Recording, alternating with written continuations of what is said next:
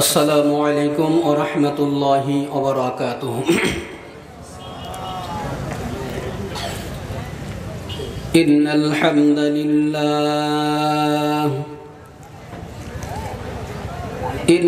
হামদালিল্লাহি হাদানা লিহাযা ওয়া মা কুন্না লিনাহতাদি লাউলা আন হাদানাল্লাহ। هو الحي القيوم لا تأخذه سنة ولا نوم هو الأول والآخر والظاهر والباطن وهو بكل شيء عليم. نشهد أن لا إله إلا الله وحده لا شريك له ونشهد أن سيدنا وسندنا وحبيبنا وحبيب ربنا وشفيعنا وطبيبنا وطبيب قلوبنا وطبيب أرواحنا وأولانا ومولانا محمدا عبد الله ورسوله الذي أرسله بالحق إلى الخلق بشيرا ونذيرا وداعيا إلى الله بإذنه وسراجا وقمرا منيرا. أما بعد فأعوذ بالله من الشيطان الرجيم. بسم الله الرحمن الرحيم. إن أول بيت وضع للناس للذي ببكة مباركا وهدى للعالمين. وقال الله تبارك وتعالى إنما يعمر مساجد الله من آمن بالله واليوم الآخر وأقام الصلاة وآتى الزكاة ولم يخش إلا الله فعسى أولئك أن يكونوا من المهتدين.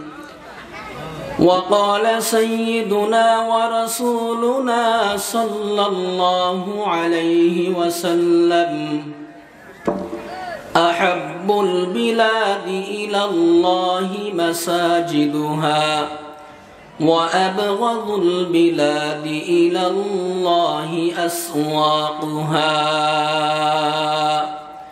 أو كما قال النبي عليه الصلاة والسلام.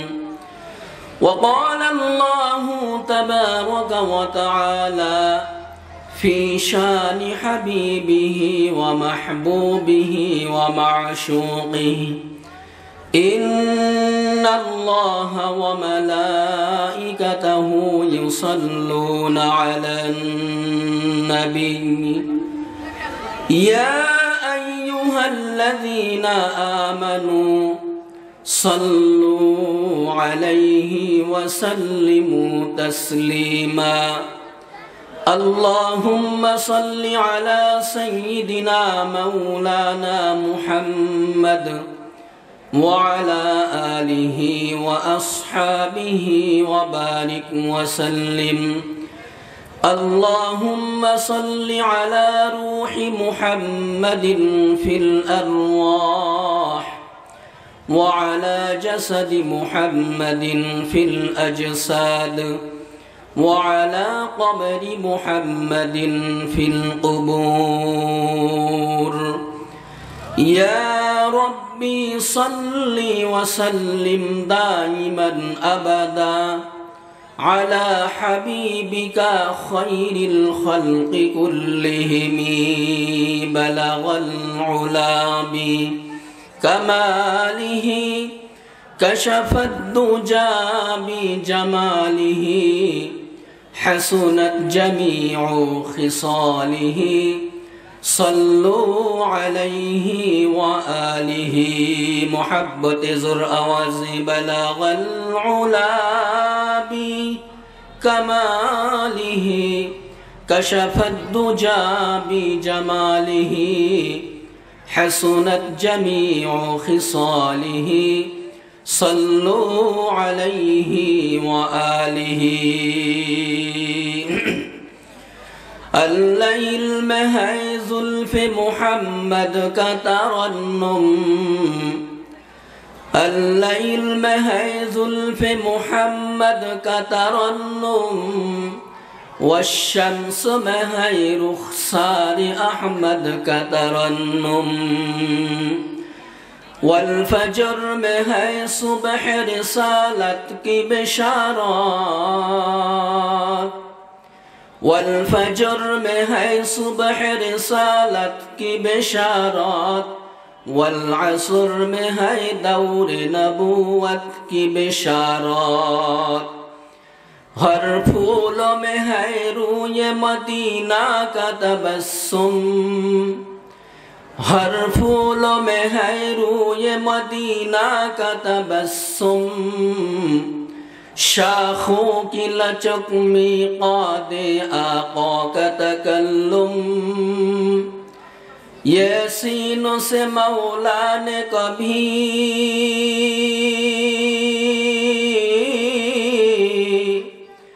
ये सीनों से मौला ने कभी उसको पुकारा ओ सैयदुल कौनैन है नबी हमारा ओ सैयदुल अंबिया है नबी हमारा ओ सैयदुल मुरसलिन है रसूल हमारा। अल्हम्दुलिल्लाह।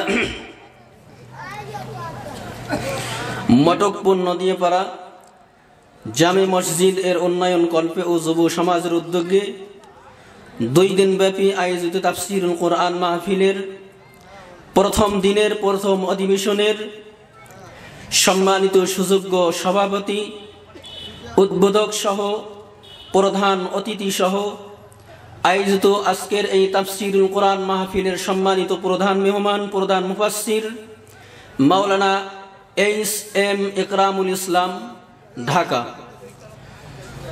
सम्मानित उपस्थिति आमरा सकलेई सर्वप्रथम सेई महियान गरियान महान मुनिब आल्लाह पाकेर दरबारे शुक्रगुजार हচ্ছি जा आल्लाह पाक अत्यंत दया करे माया करे एहसान करे भालोबेसे आमादेर प्रत्येकेर हायातके दीर्घायित करे आजकेर এই মুহূর্ত পর্যন্ত সুস্থ সবল রেখে দুনিয়ার সব ধরনের ঝামেলা থেকে মুক্ত করে दीनेर निस्बते ईमानेर निस्बते अल्लाह एवं रसूलेर मोहब्बते साम्प्रतिक कालेर श्रेष्ठ मानव ओलामा एकरामेर सान्निध्ये सर्वकालेर सर्वजुगेर श्रेष्ठ ग्रंथ महाग्रंथ कुरआनुल करीमेर এই তাফসীর মাহফিলে কিছু সময়ের জন্য আসবার এবং বসবার दीनेर কিছু কথা বলবার এবং শুনবার তৌফিক ইনায়াত করলেন দান করলেন সুযোগ করে দিলেন। সেজন্য সেই মহিয়ান গরিয়ান মহান মুনিব আল্লাহ পাকের দরবারে শুকরিয়া আদায়ান্তে জবান খুলে ভক্তি সহকারে আবেগের সহিত দিল থেকে সমউচ্চ স্বরে আদব জড়িত কণ্ঠে বলি আলহামদুলিল্লাহ। সম্মানিত সুধী, আলোচনা লম্বা হবে না, আমি অত্যন্ত সংক্ষিপ্ত সময় নিয়ে কথা বলবো, কারণ গত কয়েকদিন থেকে প্রোগ্রাম করতে করতে আমি এমনিতেই শারীরিকভাবে একটু অসুস্থ হয়েছি। আর মাহফিল কমিটি কর্তৃক আমাকে জানানো হয়েছে খুবই সংক্ষিপ্ত সময় নিয়ে কথা বলার জন্য। এজন্য আমিও মনে মনে চাচ্ছি খুব সংক্ষিপ্ত সময় নিয়ে কথা বলবো। তবে যে বিষয়টি নিয়ে কথা বলবো, যদিও খুব সংক্ষিপ্ত সময় কথা বলি, কথাগুলো খুব গুরুত্বপূর্ণ কথা বলবো। আমরা সকলেই জীবনকে পরিবর্তন করার নিয়াতে, আমলের নিয়াতে কথাগুলোকে শ্রবণ করব। সকলে বলি আল্লাহুম্মা আমিন। সম্মানিত সুধী, যেহেতু আজকের এই মাহফিল অনুষ্ঠানটি হলো মসজিদ কর্তৃক, এজন্য আমি আজকের আমার আলোচনার বিষয় বস্তু নির্ধারণ করেছি মসজিদ কি ও কেন। আমার আলোচনার আজকের আলোচ্য বিষয় বস্তু হলো মসজিদ জিনিসটি কি ও কেন, এই বিষয়ের উপরেই আমি আলোচনা করব এবং সেদিকেই লক্ষ্য রেখে আমি আল্লাহ পাকের কালাম কোরআনুল কারীমের 6666টি আয়াত মতান্তরে অনেক কম বেশি 114 খানা সূরায়ের মধ্য থেকে 2টি সূরার মধ্য থেকে 2টি আয়াতে কারিমা তেলাওয়াত করেছি। সূরা আলে ইমরানের 4 নম্বর পারার 1ম নম্বর পৃষ্ঠার সূরা আলে ইমরানের 96 নম্বর আয়াতে কারিমা তেলাওয়াত করেছি এবং 10 নম্বর পারার 8 নম্বর পৃষ্ঠার সূরা তাওবার 18 নম্বর আয়াতে কারিমা আপনাদের সামনে তেলাওয়াত করেছি। যদি আল্লাহ পাক আমাকে তৌফিক দান করেন, তার দয়া যদি আমার শামিল হাল হয়, তেলাওয়াতকৃত আয়াতদ্বয় এবং পঠিত হাদিসকে সামনে রেখে নির্দিষ্ট বিষয়টিকে কেন্দ্র করে যুগ উপযোগী কিছু তত্ত্ব সমৃদ্ধ ইখলাসপূর্ণ কথা বলার চেষ্টা করব। আপনারা সকলে দোয়া করেন যেন আল্লাহ পাক আমাকে উক্ত আয়াতদ্বয় এবং হাদিসকে কেন্দ্র করে আলোচিত বিষয়ের উপরে কিছু গুরুত্বপূর্ণ কথা বলার তৌফিক দান করে। সকলে বলি আল্লাহুম্মা আমিন। সম্মানিত সুধী, আমি ভূমিকা স্বরূপ 2 থেকে 4 মিনিট আপনাদেরকে বোঝানোর জন্য কিছু কথা বলবো। কথাগুলোকে খুব মনোযোগ দিয়ে শ্রবণ করবেন।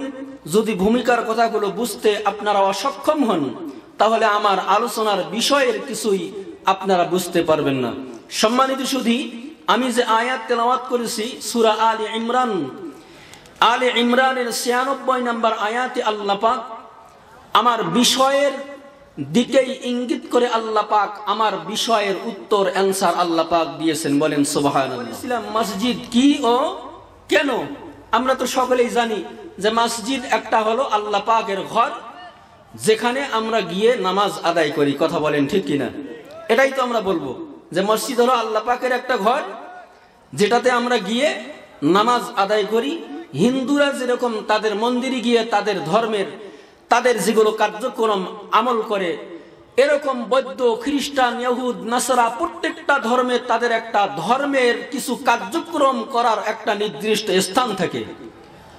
আমি আপনাদেরকে জিজ্ঞাসা প্রশ্ন করলেও হয়তো আপনারা এটাই উত্তর করবেন যে মসজিদ হলো আল্লাহ পাকের একটি ঘর এবং সেটার মধ্যে গিয়ে আমরা আল্লাহ পাকের পক্ষ থেকে একটা ফরজ ইবাদত নামাজকে আমরা আদায় করি। এই উত্তরটাই তো করবেন। কথা বলেন ঠিক কিনা? কিন্তু আমি বলবো আপনাদের এই অ্যানসার, এই উত্তর ভুল। এই উত্তরটা কি ভুল। আসলে মসজিদকে আল্লাহ পাক নামাজের জন্য তৈরি করতে বলেছেন সত্য, বাট আমাদের আসল মাকসাদ, আসল উদ্দেশ্য, আসল মূল টার্গেট কি?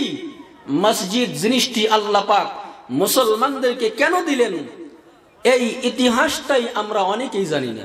বিধায় আজকে আমাদের নামকা অস্তি শুধু মুসলমান হয়েছি, দিল অন্তর মনের ভিতরে মসজিদের প্রতি কোনো মায়া মোহাব্বত আমাদের অন্তরে নাই। কথা বলেন ঠিক কিনা? এই কথাটাই বোঝানোর জন্যই আল্লাহ পাক সূরা আলে ইমরানের 96 নম্বর আয়াত 4 নম্বর পারার 1ম নম্বর পৃষ্ঠায় আল্লাহ পাক বলেন, ইন্না আউওয়ালা বাইতিন বুদিআ লিন-নাসি লাল্লাযী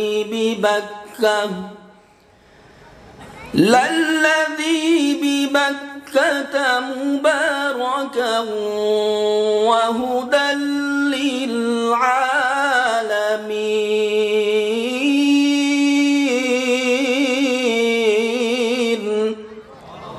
আল্লাহ পাক বলেন, এই মসজিদের সবথেকে সর্বপ্রথম আল্লাহ পাক যেই গোড়াটাকে আল্লাহ পাক তৈরি করেছেন, একটা এক্সাম্পল উদাহরণ দিলে বুঝবেন।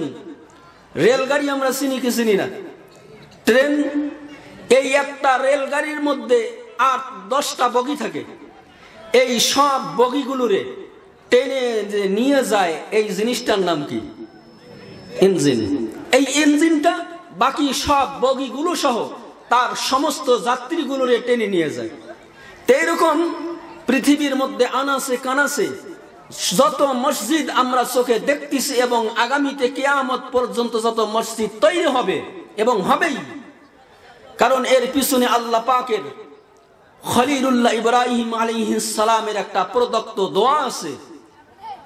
হযরত ইব্রাহিম আলাইহিস সালাম এবং সন্তান ইসমাঈল আলাইহিমুস সালাম মিলে যখন আল্লাহ পাকের ঘর খানায়ে কাবা নির্মাণ করলেন, পূর্ণ নির্মাণের কাজ যখন সমাপ্ত হলেন, পিতা এবং সন্তান মিলে আল্লাহ পাকের কাছে আরজি পেশ করেছিলেন, রব্বানা তাকাব্বাল মিন্না ইন্নাকা আনতাস সামিউল আলিম।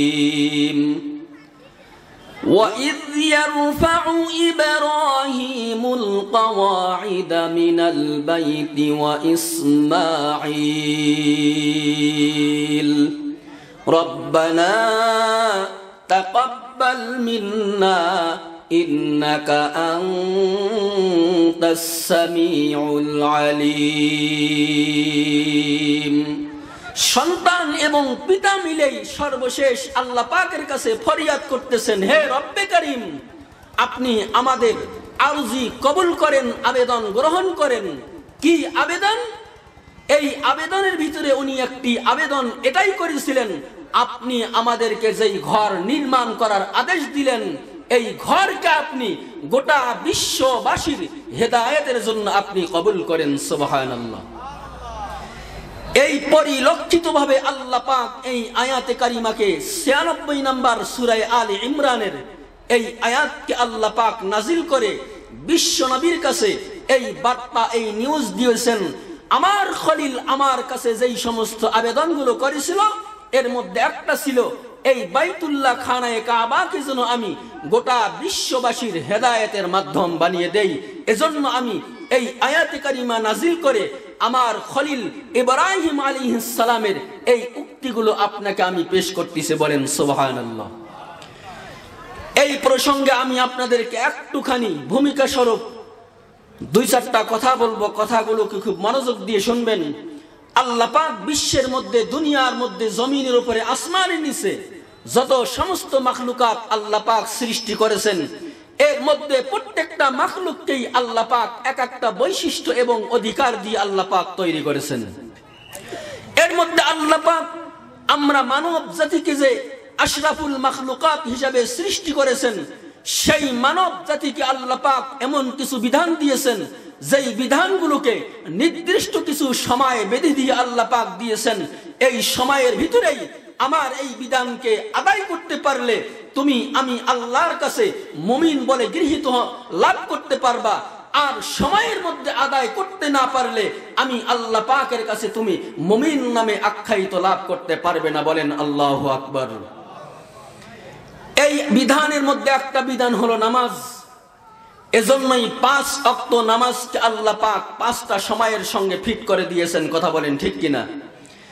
এই নামাজ নামক ইবাদতকে আল্লাহ পাক আদায় করার জন্য পূর্ববর্তী উম্মতের জন্য আল্লাহ পাক নির্দিষ্ট কিছু সময় এবং নির্দিষ্ট কিছু স্থান নির্ধারণ করে দিয়েছিলেন, কিন্তু পরিশেষে আখিরি উম্মতের আখিরি নবীকে আল্লাহ পাক এমন একটি ফজিলত, এমন একটি বরকত আল্লাহ পাক দিয়েছেন, যেই বরকতের বাদৌলতে গোটা জমিনটাকেই আল্লাহ পাক এই উম্মতের জন্য জায়নামাজ হিসাবে কবুল করে নিয়েছেন। বলেন সুবহানাল্লাহ।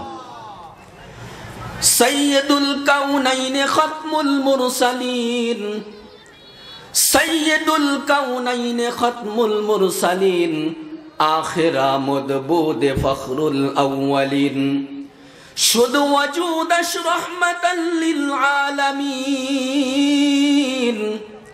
শুধু ওয়াজুদাশ রাহমাতাল লিল আলামিন, মসজিদে ও শুধ হামারু ইয়ে জমিন। অন্যান্য সমস্ত উম্মতের জন্য যদিও আল্লাহ পাক এই ইবাদত বন্দেগী করার জন্য নির্দিষ্ট কোনো স্থান নির্ধারণ করে দিয়েছিলেন, কিন্তু এই উম্মতের জন্য আল্লাহ পাক গোটা জমিনটারে জায়নামাজ হিসাবে দান করে দিয়েছেন। বলেন সুবহানাল্লাহ। মুসলমান বন্ধুরা আমার, কথা আর লম্বা করব না, সংক্ষিপ্ত সময়ের ভিতরেই আমার তেলাওয়াতকৃত আয়াতের দিকে আমি রওনা করব। আল্লাহ পাক এই জমিনটারে যে সৃষ্টি করে দিলেন জায়নামাজ স্বরূপ, এজন্যই আল্লাহ পাক এই জমিনের উপরে এই আখিরি নবীর আখিরি উম্মতের জন্য এমন কিছু বৈশিষ্ট্য আল্লাহ পাক দিয়েছেন, যেই বৈশিষ্ট্য গুণগুলোরে অর্জন করতে পারলেই আল্লাহ পাক কামিল মুকাম্মাল একজন ইমানদার হিসাবে গ্রহণ করে নেবেন। বলেন সুবহানাল্লাহ। এই কামিল মুকাম্মাল ইমানদার হওয়ার জন্য আল্লাহ পাক অনেক গুণ ও বৈশিষ্ট্য দান করেছেন। এর মধ্যে একটা বৈশিষ্ট্য হলো আল্লাহ পাকের জাত মুবারকের কিছু রহমত এবং বরকত আল্লাহ পাক অবতীর্ণ করেন কিছু নির্দিষ্ট জায়গা স্থানের মধ্যে। আল্লাহ পাকের রহমত বরকত ছাড়া বলুন তো দেখি, দুনিয়াতে শুধু নয়, কিয়ামতের ময়দানেও কোনো মানুষ আল্লাহ পাকের রহম এবং করুণা ছাড়া জান্নাতে যাইতে পারবে? কথা বলেন, যাইতে পারবে? কথা বলেন। আমার আপনার জিন্দেগীর সমস্ত আমল, নামাজ, রোজা, হজ, যাকাত, তিলাওয়াতে কুরআন থেকে শুরু করে নিয়ে জিন্দেগীর সমস্ত নেক আমলগুলোরে কিয়ামতের ময়দানে হাজির করা হবে। কিন্তু দেখা গেল যদি আমার আপনার ইবাদতের মধ্যে আল্লাহ পাক রাজি হয় নাই, সন্তুষ্ট হয় নাই, ওই ইবাদতের মাধ্যমে আমি আপনি জান্নাতে যাইতে পারবো না রে মুসলমান।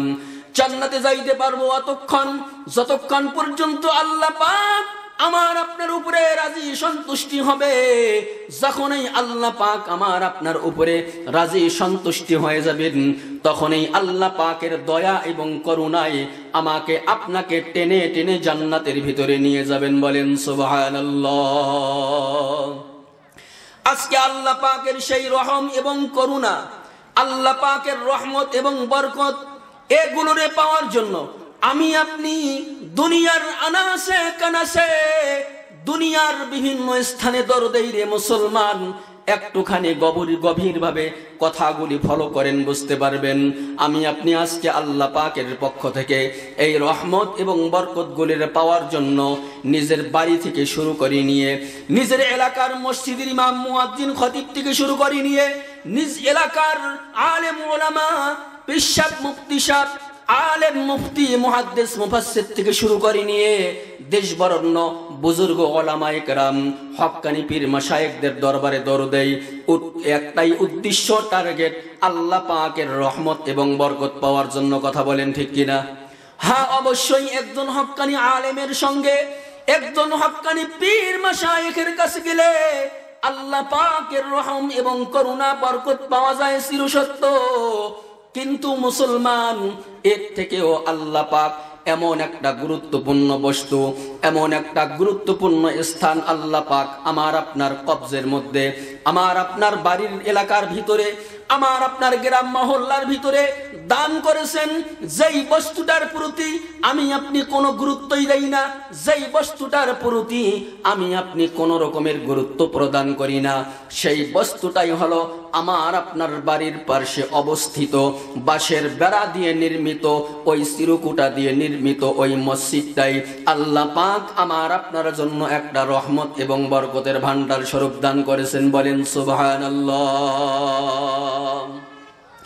এই কথাটাই বোঝানোর জন্যই আল্লাহ পাক সূরা আলে ইমরানের 96 নম্বর আয়াতে আল্লাহ পাক বলেন, ইন্না আউওয়ালা বাইতিন বুদিআ লিন-নাস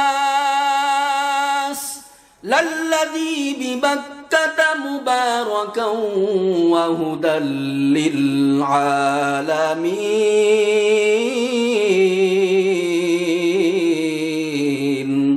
আল্লাহ পাক বলেন, এই ঘর আউওয়ালা বাইতিন, এই ঘর হলো পৃথিবীর প্রথম ঘর, যেই ঘরকে আমি বাইতুল্লাহ নামে তোমরা যেই ঘরকে চেনো, লাল্লাযী বিবাক্কাতা, যেই ঘরকে তোমরা বাইতুল্লাহ তথা খানায়ে কাবা নামে চিনো, এই ঘরকে আমি সর্বপ্রথম আমার সাইয়্যিদুনা আদম আলাইহিস সালাম এবং ফেরেশতা জাতিদের সহযোগিতায় আল্লাহ পাক এই পৃথিবীর জমিনের উপরে, আসমানের নিচে সর্বপ্রথম একটাই ঘর নির্মাণ করেছিলেন, তৈরি করেছিলেন। সেই ঘরটার নামই হলো বাইতুল্লাহ, খানায়ে কাবা। কথা বলেন ঠিক কিনা? এই ঘরটারে আল্লাহ পাক কি জন্য তৈরি করলেন রে মুসলমান? আল্লাহ পাক কারণ দর্শাইতে গিয়ে এই আয়াতের শেষের দিকে বলেন, লাল্লাযী বিবাক্কাতা মুবারাকান ওয়া হুদাল লিল-আলামিন।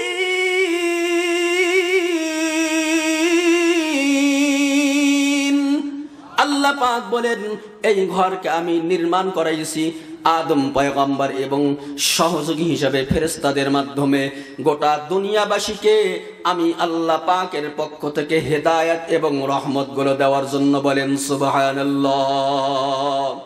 মুসলমান বন্ধুরা আমার, খুব গভীরভাবে লক্ষ্য করবেন, আজকে আমি আপনি এই হেদায়েত আল্লাহ পাকের রহম এবং করুণাকে পাওয়ার জন্য লক্ষ লক্ষ টাকা ব্যয় করে হজ উমরা পর্যন্ত করে আসতেছি। কথা বলেন ঠিক কিনা?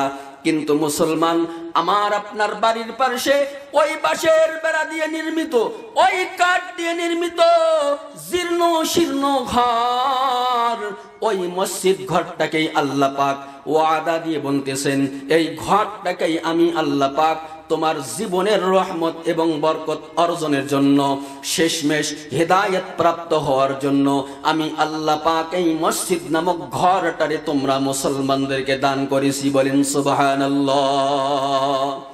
কিন্তু মুসলমান বন্ধুরা আমার, আজকে খুব গভীরভাবে লক্ষ্য করবেন, আমরা মুসলমানেরা মসজিদের প্রতি এতটাই অবহেলিত, অলসতা, যেই অলসতা আর অবহেলা আর অন্য কোন ক্ষেত্রে আমরা দেখাই না, করিয়ে না। কথা বলেন ঠিক কিনা? আজকে মসজিদে ইমাম, মুয়াজ্জিন, খতিবদের বেতনের দিকে, হাদিয়ার দিকে লক্ষ্য করবেন। মুসলমান বন্ধুরা আমার, মসজিদের ব্যাংক অ্যাকাউন্টের মধ্যে লক্ষ লক্ষ টাকা জমা রাখে, কিন্তু মুয়াজ্জিন, ইমাম, খতিবদের বেতন লক্ষ্য করলে দেখবেন তাদের সংসারকে চালানোই তাদের জন্য খুবই দুষ্কর হয়ে যায়। কথা বলেন ঠিক কিনা? অথচ মসজিদ কমিটি থেকে শুরু করে নিয়ে সব ধরনের মানুষ এবং মুসাল্লিদের খবর নেবেন, তারা সহিংসভাবে খুবই এরকম জাঁকজমকপূর্ণভাবে জীবনযাপন করতেছে, কিন্তু মসজিদে ইমাম, মুয়াজ্জিন, খতিব আর খাদেমদের কোনো খবর থাকে না। কথা বলেন ঠিক কিনা?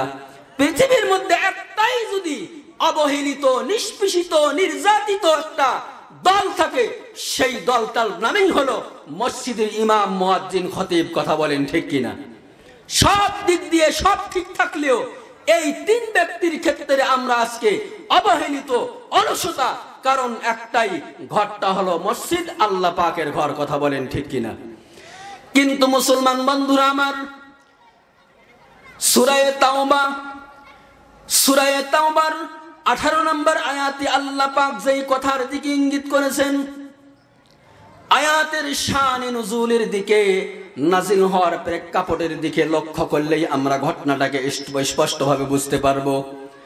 আল্লাহ পাক এই আয়াতে কারিমাকে নাজিল করেছেন এমন একটা প্রেক্ষাপট নিয়ে, এমন একটা কারণ দর্শাইতে গিয়ে। ঘটনাটাকে অনেক লম্বা ঘটনা, সেদিকে আমি যাব না। সংক্ষিপ্তভাবে আপনাদেরকে আমি বুঝার জন্য, কথাটারে বুঝার জন্য আমি একটুখানি আপনাদের সামনে উদ্ঘাটন করব। আমার কথা আপনারা বুঝে থাকলে সঠিক অ্যান্সার করবেন। আমরা মুসলমানেরা মসজিদ নির্মাণ করব নাকি হিন্দু, বৌদ্ধ, খ্রিস্টান, ইহুদ, নাসারা, কাদিয়ানীরা মসজিদ নির্মাণ করবে? কারা নির্মাণ করবে মসজিদ? কারা নির্মাণ করবে? আমরা মুসলমান না হিন্দু, বৌদ্ধ, ইহুদি, খ্রিস্টান, কাদিয়ানী?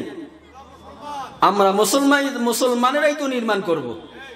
আল্লাহ পাকের জন্য সূরাতুত তাওবার 18 নম্বর আয়াতে আল্লাহ পাক বলেন, ইন্নামা ইয়া'মুরু মাসাজিদাল্লাহ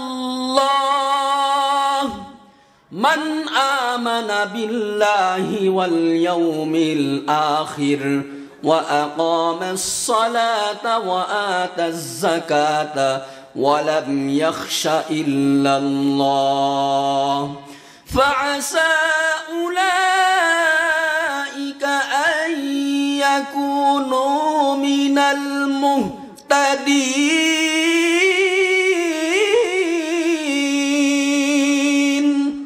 আল্লাহ পাক বলেন, ইন্নামা ইয়া'মুরু মাসাজিদাল্লাহ, নিশ্চয়ই এই মসজিদ ঘরগুলোকে নির্মাণ করবেন, মসজিদ ঘরগুলোকে সংস্কার করবেন, মসজিদগুলোর যাবতীয় কাজগুলোকে পর্যবেক্ষণ করবেন, মসজিদের সব ধরনের দায়িত্বগুলোরে বহন করবেন কারা? মসজিদ নির্মাণ থেকে শুরু করে নিয়ে মসজিদের সমস্ত রকমের দায়িত্ব এগুলোকে বহন করবেন কারা? আল্লাহ পাক বলেন 5 ধরনের গুণ এবং বৈশিষ্ট্য যেই মানুষগুলোর ভিতরে পাওয়া যাবে, 5 ধরনের গুণ বৈশিষ্ট্য যেই মানুষটার ভিতরে পাওয়া যাবে, এই মানুষটাই যেন মসজিদের সভাপতি হয়, এই মানুষটাই যেন মসজিদের সেক্রেটারি হয়, এই মানুষটাই যেন মসজিদের ক্যাশিয়ার হয়, এই মানুষটাই যেন মসজিদের মোতাওয়াল্লি হয়। আল্লাহ পাক বলেন 5টা সিফাত, 5টা আখলাক, 5টা বৈশিষ্ট্য যার মধ্যে পাওয়া যাবে, এই মানুষটাকেই আল্লাহ পাক ইমানি একটা দায়িত্ব দিয়েছেন, মসজিদের কাজ ঘাড়ে নেওয়া। আল্লাহ পাক বলেন ইয়ামুরু মাসাজিদাল্লাহ।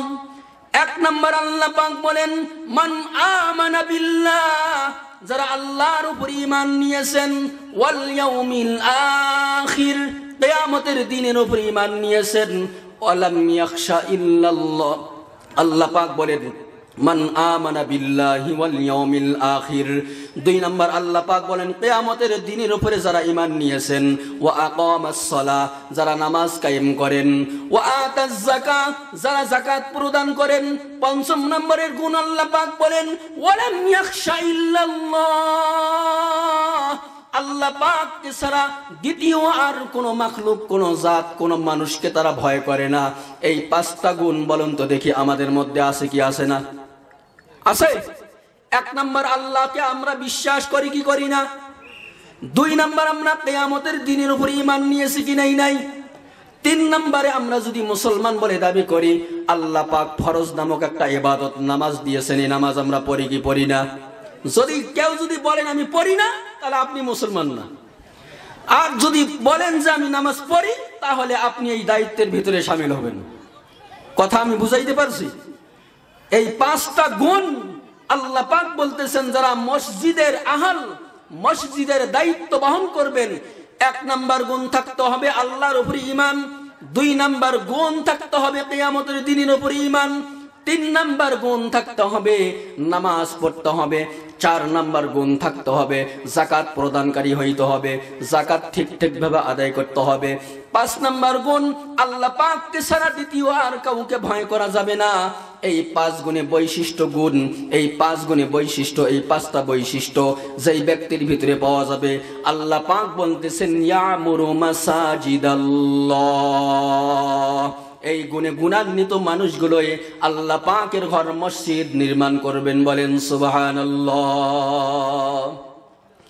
আল্লাহ পাকের ঘর মসজিদ নির্মাণ করবেন এই 5 গুণে গুণান্বিত মানুষগুলো, কিন্তু আল্লাহ পাক তাদের বদলা, তাদের প্রাপ্য কি দিবেন? তারা যে আল্লাহর ঘর তৈরি করবেন, আল্লাহ পাকের ঘর বাইতুল্লাহ থেকে শুরু করে নিয়ে মসজিদ, এগুলোরে যারা দেখভাল করবেন, দেখাশোনা করবেন, এগুলির দায়িত্ব বহন করবেন, এদের প্রাপ্য, এদের পাওনা আল্লাহ পাক কি দিবেন? গ্যারান্টি আল্লাহ পাক দিতেছেন। ফাআসা উলাইকা আন ইয়াকুনু মিনাল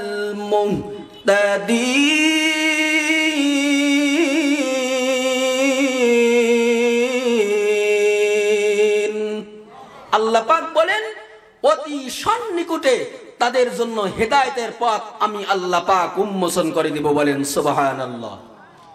তো বুঝাচ্ছিলাম আজকে আমি আপনি যদি কোনো রাষ্ট্রপ্রধান কর্তৃক অথবা আপনার আমার ইউনিয়ন চেয়ারম্যান কর্তৃক, উপজেলা চেয়ারম্যান কর্তৃক, জেলা পরিষদ চেয়ারম্যান কর্তৃক, এমপি মন্ত্রী কোন কর্তৃক এভাবে একটা ঘোষণা আসলো যে আমি আজকে অমুক ইউনিয়নবাসীর মধ্য থেকে অমুক অমুক 100 জন ব্যক্তিকে আজকে সরকার 1 লক্ষ করে টাকা পুরস্কার দিবে। বলুন তো দেখি এই লিস্টের মধ্যে যদি আমার আপনার কারোর নাম থাকে, এই লোকটার বাড়িতে বসে থাকবে?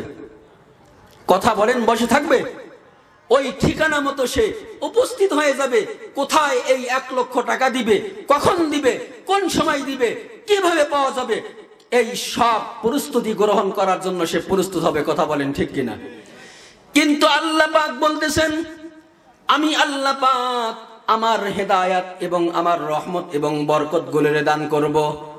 এই রহমত এবং বরকত এবং হেদায়াত গুলোরে পাওয়ার জন্য আমি আল্লাহ পাক সাইয়্যিদুনা আদম পয়গম্বর থেকে শুরু করে নিয়ে পরিশেষে খলিলুল্লাহ ইব্রাহিম আলাইহিস সালামের মাধ্যমে পূর্ণ নির্মিত এই খানায়ে কাবা থেকে শুরু করে নিয়ে পৃথিবীর আনাসে কানাসে ইব্রাহিম আলাইহিস সালামের হাতের মুষ্টির বালুর নিক্ষেপগুলো আনাসে কানাসে যেখানে যেখানে পড়েছিল সেখানেই একটা করে মসজিদ নির্মাণ হয়েছে এবং কিয়ামত পর্যন্ত হবে। এই মসজিদগুলোকেই লক্ষ্য করে আল্লাহ পাক বলেন, লাল্লাযী বিমাক্কাতা মুবারাকান ওয়া হুদাল লিল আলামিন। আল্লাহ পাক বলেন, এই মসজিদগুলোকেই আমি আল্লাহ পাক গোটা বিশ্বের মানবের জন্য হেদায়েতের পথ হিসেবে আল্লাহ পাক আমি দান করেছি। বলেন সুবহানাল্লাহ। মুসলমান বন্ধুরা আমার, ইন্নামা ইয়ামুরু মাসাজিদাল্লাহ, এই আয়াতের ব্যাখ্যায় তাফসিরে জালালাইনের লেখক আল্লামা জালালউদ্দিন সুয়ুতী রাহমাতুল্লাহি আলাইহি সহ তাফসিরে মাজহারি, তাফসিরে মাআরিফুল কুরআন, এরকম কয়েকটি তাফসির গ্রন্থের লেখক এই আয়াতটির ব্যাখ্যায় ওনারা একটা কথা লিখেছেন, যেই ব্যক্তিগুলো কিয়ামতের আহাল, যেই ব্যক্তিগুলো মসজিদের আহাল হবেন, মসজিদের দেখভাল করবেন, মসজিদের সভাপতি হবেন, মসজিদের সেক্রেটারি হবেন, মসজিদের ক্যাশিয়ার হবেন, মসজিদের মোতাওয়াল্লি হবেন, মসজিদের সব ধরনের দেখাশোনা করবেন, মসজিদের যে কোনো জিনিস লাগলে সঙ্গে সঙ্গে প্রদান করবেন, আল্লাহ পাক তাদের জন্য গ্যারান্টি দিবেন কিয়ামতের ময়দানে একটা। সেই গ্যারান্টিটা দিতে গিয়ে তাফসীর কারকরা তাফসীরের কিতাবের মধ্যে লেখেন, কিয়ামতের ময়দানে যখন আল্লাহ পাক আহকামুল হাকিমিন হিসাবে হিসাব নিকাশের কার্যক্রম শুরু করবেন, এমন তো অবস্থায় আল্লাহ পাক একটা বাক্য, একটা শব্দ উচ্চারণ করবেন, একটা ভাষা আল্লাহ পাক উচ্চারণ করবেন।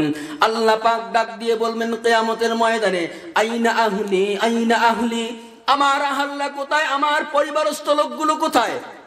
এমন তো অবস্থায় ফেরেশতারা আওয়াজ করবেন, আল্লাহ পাককে জিজ্ঞাসা করবেন, ইয়া আল্লাহ মানহুম, ইয়া আল্লাহ তারা কারা? আপনি যাদেরকে আপনার আহাল এবং পরিবারের লোক বলে ডাকতেছেন তারা কারা? কারণ আপনি তো ঘোষণা করেছেন আপনার জাতের ব্যাপারে, কুল হুয়াল্লাহু আহাদ আল্লাহুস সামাদ লাম ইয়ালিদ ওয়া লাম ইউলাদ ওয়া লাম ইয়াকুল লাহু কুফুয়ান আহাদ। আপনি তো আপনার জাতের ব্যাপারে ঘোষণা করেছেন, আল্লাহু লা ইলাহা ইল্লাহু আল হাইয়ুল কাইয়্যুম লা তাখুযুহু সিনাতুন ওয়ালা নাওম লাহু মা ফিস সামাওয়াতি ওয়া মা ফিল আরদ মান যাল্লাযী ইয়াশফাউ ইনদাহু ইল্লা বিইযনি। আপনি তো আপনার জাতের ব্যাপারে ঘোষণা করেছেন, হুয়াল আউয়ালু ওয়াল আখিরু ওয়াজ জাহিরু ওয়াল বাতিন। আপনার জাতের ব্যাপারে আপনি নিজেই গ্যারান্টি দিয়েছেন, ওয়াদা দিয়েছেন, লা ইলাহা, আপনি ছাড়া দ্বিতীয় কোনো মাবুদ নাই, আল্লাহুস সামাদ, আপনার কোনো আত্মীয় স্বজন নাই, লাম ইয়ালিদ ওয়া লাম ইউলাদ, আপনি কাউকে জন্ম দেন নাই, আপনিও কারোর থেকে জন্ম নেন নাই, ওয়া লাম ইয়াকুল লাহু কুফুয়ান আহাদ, আপনার সমকক্ষ কেউ নেই, আপনার মতো আর কোনো জাত নাই। অথচ আজকে আপনি কিয়ামতের ময়দানে আইনা আহলি, আইনা আহলি বলে ডাক দিতেছেন, আপনার আবার পরিবার কারা? আপনি যদি কারোর থেকে জন্ম নিয়ে না নিয়ে থাকেন, আর আপনি যদি কাউকে জন্ম না দিয়ে থাকেন, তাহলে আপনার পরিবার আবার কোথা থেকে আসে?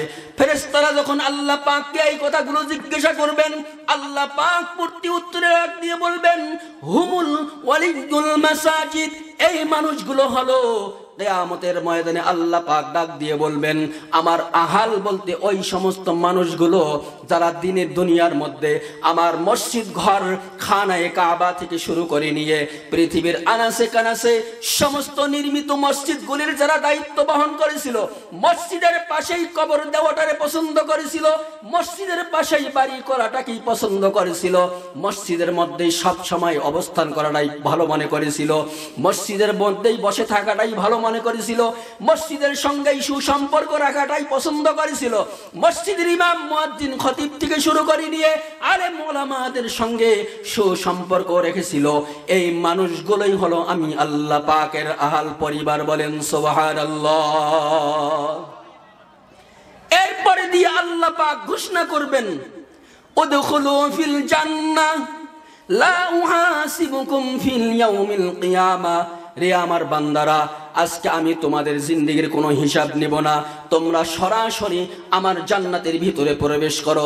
তাফসীর কারকরা তাফসীরের কিতাবের মধ্যে লেখেন, এমন মুহূর্তে ওই কিয়ামতের কঠিন পরিস্থিতির ভিতরে ওই ময়দানের মধ্যে এমন একটা রেলগাড়ির মতো একটা জন্তু একটা হাজির হয়ে যাবে, যার সামনে থাকবেন খানায়ে কাবা বাইতুল্লাহ, আর তার পিছনে থাকবে পৃথিবীর সমস্ত মসজিদগুলো বগির মতো। এই খানায়ে কাবা ইঞ্জিন হয়ে পৃথিবীর সমস্ত মসজিদগুলোরে বগি করে নিয়ে টেনে টেনে আল্লাহ পাকের সামনে হাজির করবেন। আর তাফসীরকারকরা বলেন ওই দিনে খানায়ে কাবা যে ইঞ্জিন হয়ে দুনিয়ার সমস্ত মসজিদগুলোরে বগি বানিয়ে টেনে টেনে আল্লাহ পাকের সামনে হাজির করবেন, ওই দিন ওই ট্রেনের ওই বগিগুলোর ভিতরে যাত্রী হিসাবে ওই মানুষগুলোই থাকবেন যারা দুনিয়ার জিন্দেগির মধ্যে মসজিদকে ভালোবেসেছিল, মসজিদের সঙ্গে সুসম্পর্ক রেখেছিল, মসজিদের ইমাম মুয়াজ্জিন খতিবের সঙ্গে সুসম্পর্ক রেখেছিল, মসজিদেরকেই ভালোবেসেছিল, মসজিদের পাশেই অবস্থান করা, বাড়ি করা, কবর দেওয়াটারই পছন্দ করেছিল। এই মানুষগুলোই ওই দিন ওই রেলগাড়ির এবং বগির যাত্রী হিসাবে ওইখানে উপস্থিত হবেন। বলেন সুবহানাল্লাহ। এমন তো অবস্থায় আল্লাহ পাক ওই যাত্রীর, ওই ট্রেন, ওই বগির যাত্রীগুলোরে আল্লাহ পাক ডাক দিয়ে বলবেন উদখুলু ফিল জান্নাহ, তোমরা জান্নাতের ভিতরে প্রবেশ করো। আজকে আমি আল্লাহ পাক তোমাদের কোনো হিসাব নিকাশ নেব না, তোমরা আমি আল্লাহ পাকের দয়া এবং করুণায় সরাসরি জান্নাতের ভিতরে প্রবেশ করো। বলেন সুবহানাল্লাহ। মুসলমান, আজকে দেখেন আল্লাহ পাক এই মসজিদ নামক বস্তুর ভিতরে, এই মসজিদ নামক ঘরের মাধ্যমে কত বড় ফজিলত, কত বড় বরকত, কত বড় রহমত, কত বড় হেদায়েতের পথ আল্লাহ পাক দান করেছেন। কিন্তু দুর্ভাগ্য এবং পরিতাপের বিষয় হলো আজকে আমরা সেই মসজিদ এবং মসজিদের আহল, মসজিদের পরিবার, ইমাম মুয়াজ্জিন খতিব, এদের সাথেই আমার সুসম্পর্ক নাই। কথা বলেন ঠিক? আমাদের সমাজে এমনও কিছু লোক আছে ইমাম মুয়াজ্জিন খতিবদের নিয়ে তুচ্ছ তাচ্ছিল্য কটাক্ষ করে, কয় মোল্লারা কি জানে, মোল্লার দর মসজিদ পর্যন্ত। কথা বলেন ঠিক কিনা? এই কথাগুলো যারা বলেন, আমি তাদের এই প্রশ্নের এই কথার উত্তরে বলি, তুমি যেটা জানো জানো আর যেটা জানো না, তোমার থেকে হাজার গুণ বেশি আল্লাহ পাক তাকে জানিয়েছেন। ওই ইমাম মুয়াজ্জিন খতিব আলেম উলামা মুফতি মুহাদ্দিস মুফাসসিরকে আল্লাহ পাক যেই বিষয়ের জ্ঞান দিয়েছেন তার 1 ইঞ্চি পরিমাণ জ্ঞান তোমার মস্তিষ্কে আল্লাহ পাক দেয় নাই। কথা বলেন ঠিক কিনা?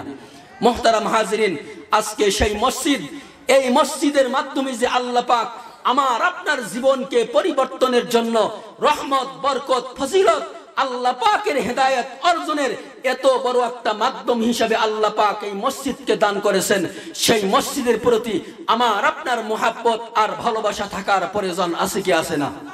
কথা বলেন, আছে কি আছে না? আজকে এই মসজিদ মাদ্রাসা, মসজিদের ইমাম মুয়াজ্জিন খতিব আলেম উলামাদের সাথে আমাদের সুসম্পর্ক না থাকার কারণে কাফের, মুশরিক, নাস্তিক, মুরতাদ, বেঈমানেরা আজকে আমাদের কাছ থেকে মসজিদ কেড়ে নিয়ে তারা মন্দির তৈরি করতেছে। কথা বলেন ঠিক কিনা?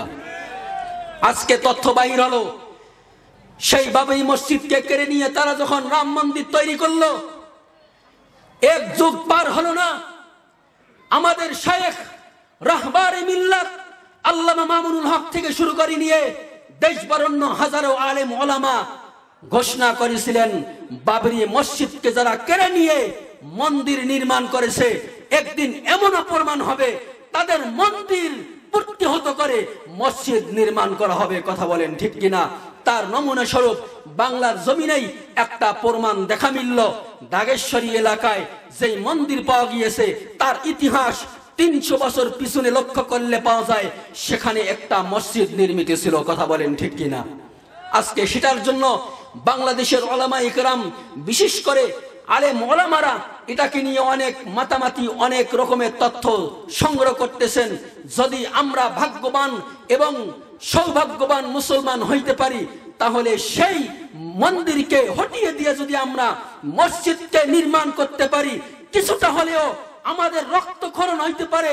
বাবরি মসজিদের জায়গায় তারা যে মসজিদের জায়গায় মন্দির নির্মাণ করিয়ে আমাদের ইমানের উপরে আঘাত হেনেছে, এর আদনা ইঞ্চি পরিমাণ হলেও আল্লাহ পাকের কাছে আমরা সাক্ষ্য দিতে পারবো যে তাদের মন্দিরকে সারি দিয়ে আমরা মসজিদকে কায়েম করেছি। কথা বলেন ঠিক কিনা? কিন্তু লক্ষ্য করে দেখবেন আজকে আমাদের সেই দিকে একটুখানিও আমাদের ভ্রুক্ষেপ নেই, লক্ষ্য নেই, টার্গেট নেই। মসজিদের জন্য 10 টাকা, 20 টাকা, 50 টাকা, 100 টাকা, এক বস্তা সিমেন্ট 1000 টাকা চাবেন, সেখানে বাইর হবে না। কিন্তু ফুটবল টুর্নামেন্ট, ক্রিকেট, এরকম দুনিয়ার কিছু অপসংস্কৃতিক খেলার জন্য টাকা চাবেন, 500 জায়গায় 1000 টাকা দিবে। কথা বলেন ঠিক কিনা? মুসলমান বন্ধুরা আমার, সময় লম্বা না থাকার কারণে আমার আলোচনাকে আমি বিস্তারিত ভাবে নিয়ে যাওয়ার জন্য কোনো মনস্থ করতে পারতেছি না, যেহেতু প্রধান মেহমান আসার মতো টাইম হয়ে গিয়েছে। মুসলমান খুব গভীরভাবে আমার আলোচনার কথাগুলোর প্রতিফলন করবেন।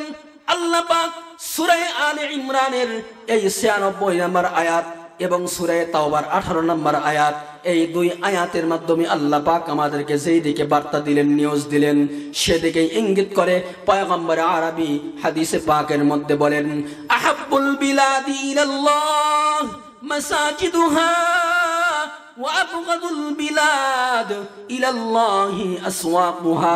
আল্লাহর পয়গম্বর বিশ্ব নবী, রহমতে আলম নবী, সাহিবুল কাউসার নবী হাদিসে পাকের মধ্যে বলেন, আল্লাহ পাকের নিকট সব থেকে পছন্দনীয় স্থান আল্লাহ পাকের নিকট হলো মসজিদ ঘর, আর সব থেকে ঘৃণিত বস্তু একটা হলো বাজারের স্থান। কথা বলেন ঠিক কিনা? বাজারের মধ্যে গেলে আজকে আমার আপনার ঈমান মজবুত হয় না হালকা হয়? কথা বলেন। বাজারে বন্দরে গেলে ঈমান বৃদ্ধি হয় না ঈমান হালকা হয়?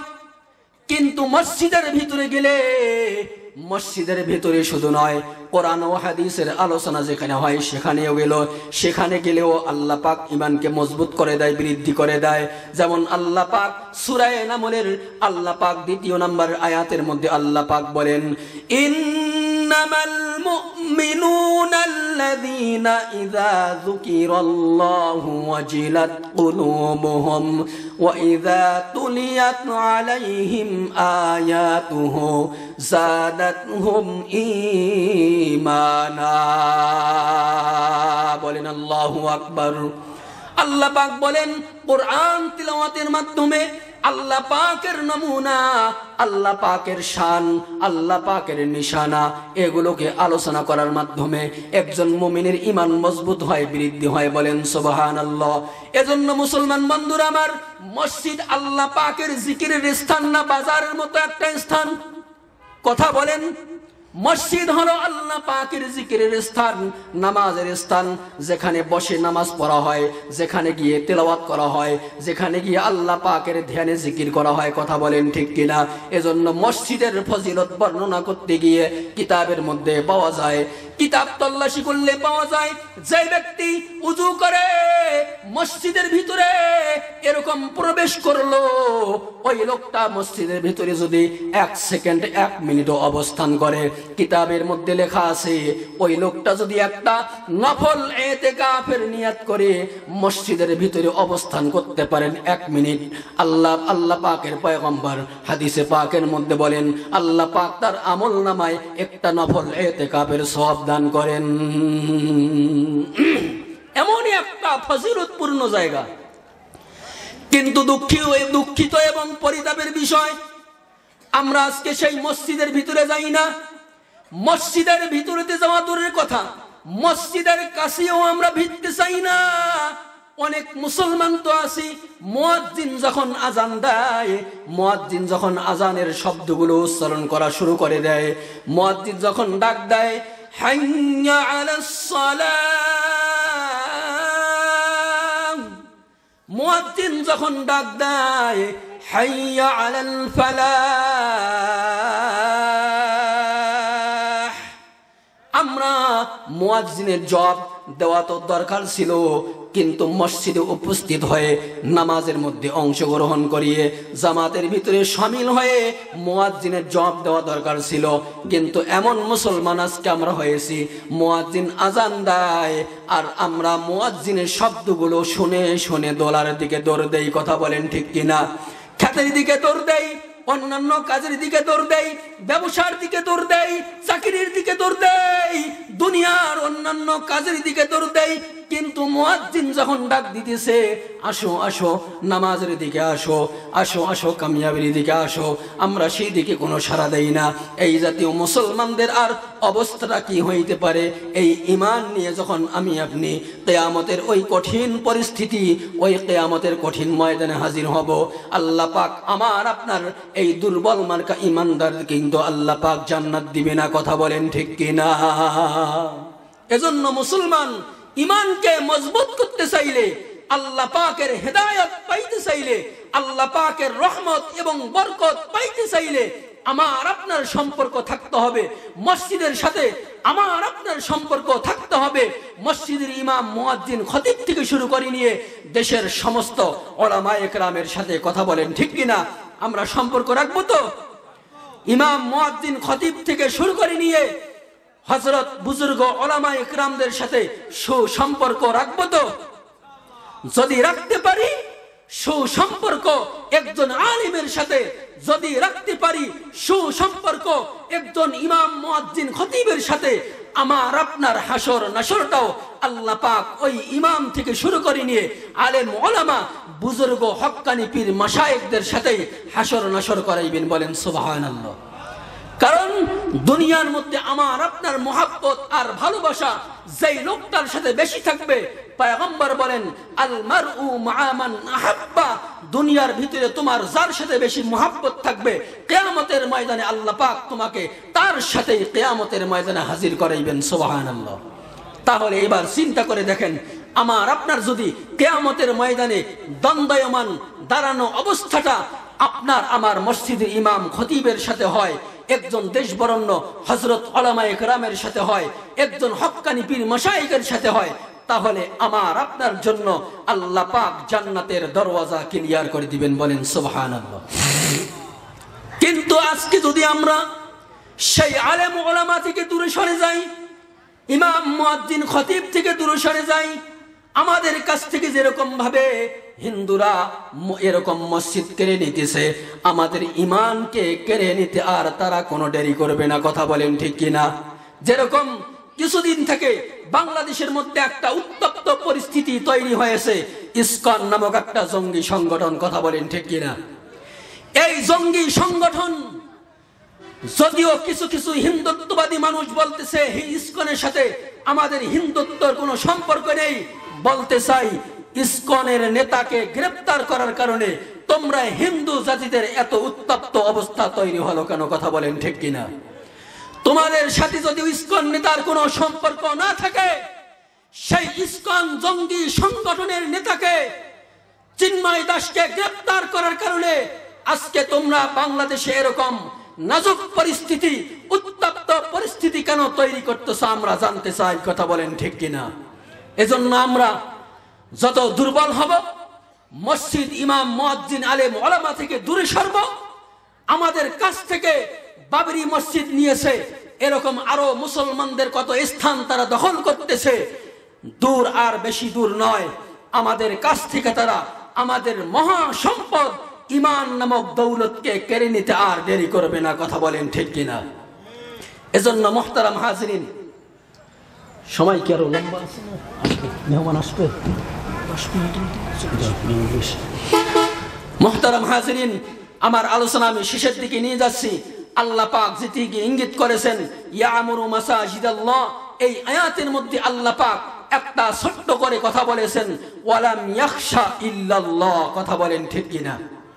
আল্লাহ পাক এই সূরা তাওবার 18 নম্বর আয়াতের 5টা গুণের, 5টা বৈশিষ্ট্যের ভিতরে আল্লাহ পাক 5ম নম্বরে যে কথাটা বলেছেন, ওয়ালাম ইয়াখশা ইল্লাল্লাহ, আল্লাহকে ছাড়া আর দ্বিতীয় কোনো মাবুদ নাই, আল্লাহকে ছাড়া আর দ্বিতীয় কোনো জাতকে, দ্বিতীয় কোনো মানুষকে, দ্বিতীয় কোনো খোদা বলতে কোনো কিছু নেই, আর কাউকে ভয় করারও কোনো অর্থ আসে না। কথা বলেন ঠিক কিনা? বলেন, আল্লাহ ছাড়া কোনো মাবুদ আছে?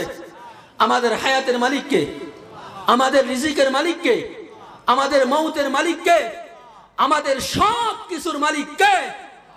আমাকে আপনাকে আল্লাহ পাক সুস্থতা রাখেছেন, আজও পর্যন্ত হায়াত দান করেছেন। এটা করে আল্লাহ পাক আমার আপনার উপরে ইহসান করেছেন না জুলুম করেছেন? কথা বলেন, জুলুম করেছেন না ইহসান করেছেন?